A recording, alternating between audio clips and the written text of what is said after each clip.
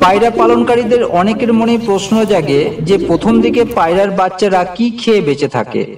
আসলে পায়রার দুধ হয় কথাটা শুনতে খুব আশ্চর্য লাগলেও কথাটা সত্য।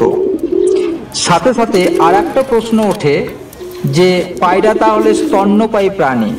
না বন্ধুরা, পায়রা স্তন্যপায়ী প্রাণী নয়। কারণ পায়রার দুধ স্তন্যপায়ী গ্রন্থি থেকে আসে না, সেই কারণে আমরা পায়রাকে স্তন্যপায়ী প্রাণী বলতে পারি না। কিছু পাখি যেমন পায়রা, পেঙ্গুইন এবং ফ্লেমিঙ্গো একটি দুধের মতো পদার্থ তৈরি করে যা তাদের বাচ্চাদের অনুরূপ সুবিধা দেয়। স্ত্রী ও পুরুষ পায়রা উভয়েই এই দুধ তৈরি করতে পারে। এই দুধ স্তন্যপায়ী প্রাণীর মতো দুধ উৎপাদন হরমোন দ্বারা নিয়ন্ত্রিত নয়। যাই হোক, পায়রাকে আমরা স্তন্যপায়ী প্রাণী বলতে পারি না। পায়রার বাচ্চারা প্রথম 7 দিন পায়রার দুধ পান করেই বেঁচে থাকে, কথাটা খুবই সত্য কথা। পায়রার এই দুধ খুব পুষ্টি সমৃদ্ধ ও বাচ্চাদের জন্য আদর্শ খাবার। পায়রার খাদ্যথলিতে পিজিয়ন মিল্ক উৎপাদন হয়। এই খাদ্যথলি আবার দুটি অংশে বিভক্ত।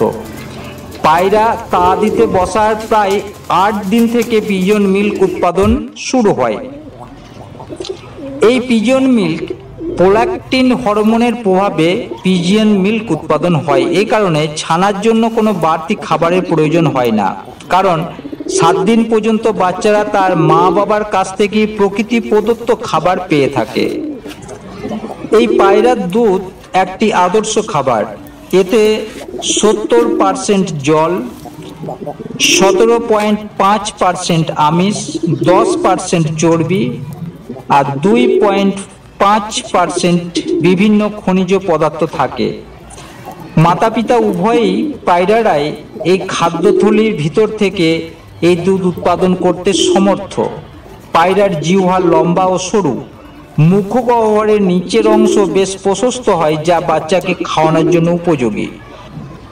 মাতা পিতা পায়রার মুখে বাচ্চারা মুখ প্রবেশ করিয়ে তাদের অন্ননালী থেকে এই দুধ সংগ্রহ করে। ধন্যবাদ।